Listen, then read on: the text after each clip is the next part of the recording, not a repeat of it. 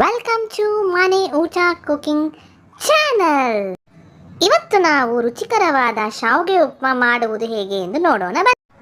ಮೊದಲು ಒಂದು ಪಾತ್ರೆಗೆ 2 ಗ್ಲಾಸ್ ನೀರು, 1 ಸ್ಪೂನ್ ಆಯಿಲ್, 1 ಟೀ ಸ್ಪೂನ್ ಎಣ್ಣೆ ಹಾಕಿಬಿಟ್ಟು ಸ್ವಲ್ಪ ಉಪ್ಪು ಸ್ವಲ್ಪ ಹಾಕಬೇಕು. ಹಾಕಿ ಶಾವಿಗೆನ ಹಾಕಿಕೊಳ್ಳಿ.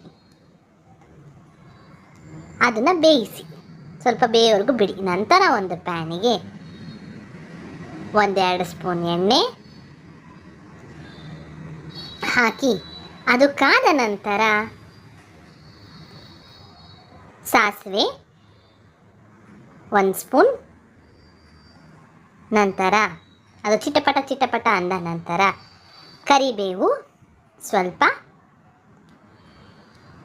ಹಾಕಿ ಸ್ವಲ್ಪ ಕಡಲೆಬೇಳೆ 1 ಸ್ಪೂನ್, ಉದ್ದಿನಬೇಳೆ 1 ಸ್ಪೂನ್ ಹಾಕಿ ಸ್ವಲ್ಪ ಫ್ರೈ ಮಾಡಿಕೊಳ್ಳಿ. ನಂತರ ಗ್ರೀನ್ ಚಿಲ್ಲಿ ಸ್ಲಿಟ್ ಮಾಡಿರೋದು 2 ನಿಮ್ಮ ಖಾರಕ್ಕೆ ಅನುಗುಣವಾಗಿ ಹಾಕಿಕೊಳ್ಳಿ.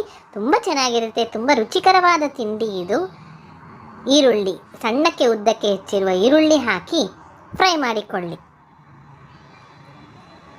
ನಂತರ ತರಕಾರಿಗಳು ನಿಮಗೆ ಯಾವ ತರಕಾರಿ ಬೇಕೋ ಆ ತರಕಾರಿ ಹಾಕೊಬೋದು. ಆಲೂಗಡ್ಡೆ, ಬೀನ್ಸು, ಕ್ಯಾರೆಟು, ಕ್ಯಾಪ್ಸಿಕಮ್ ಸಣ್ಣಗೆ ಹೆಚ್ಚಿ ಸ್ವಲ್ಪ ಬೇಯಿಸ್ಬಿಟ್ಟು ಹಾಕ್ಕೊಳ್ಳಿ. ತಕ್ಕಷ್ಟು ಉಪ್ಪು ಹಾಕಿಕೊಳ್ಳಿ. 1/4 ಸ್ಪೂನ್ ಟರ್ಮರಿಕ್ ಪೌಡರ್ ಹಾಕಿ ಚೆನ್ನಾಗಿ ಎಣ್ಣೆಯಲ್ಲಿ ಫ್ರೈ ಮಾಡ್ಕೊಳ್ಳಿ. ನಂತರ ಈ ಶಾವಿಗೆ ಬೆಂದಿರೋದನ್ನು ಸ್ಟೇನ್ ಮಾಡಿ, ಅದು ನೀರಲ್ಲಿರುತ್ತಲ್ವ, ಸ್ಟೇನ್ ಮಾಡಿಬಿಟ್ಟು ಇದಕ್ಕೆ ಕಲಿಸ್ಬಿಟ್ಟು ಸ್ವಲ್ಪ ಸಿಮ್ಮಲ್ಲಿ ಇಟ್ಟು ಲಾಸ್ಟಿಗೆ ಸ್ವಲ್ಪ ನಿಂಬೆಹಣ್ಣು ಹಿಂಡಿಬಿಟ್ರೆ, ಒಂದು 5 ನಿಮಿಷ ಅಷ್ಟೇ ಇರಬೇಕು. ನಿಂಬೆಹಣ್ಣು ಹಿಂಡಿಬಿಟ್ರೆ ಶಾವಿಗೆ ಉಪ್ಮಾ ಸವಿಯಲು ಸಿದ್ಧ. ಲಾಸ್ಟಿಗೆ ಸ್ವಲ್ಪ ಕೊತ್ತಂಬರಿ ಸೊಪ್ಪು ಗಾರ್ನಿಷ್ಗೆ ಅಷ್ಟೇ.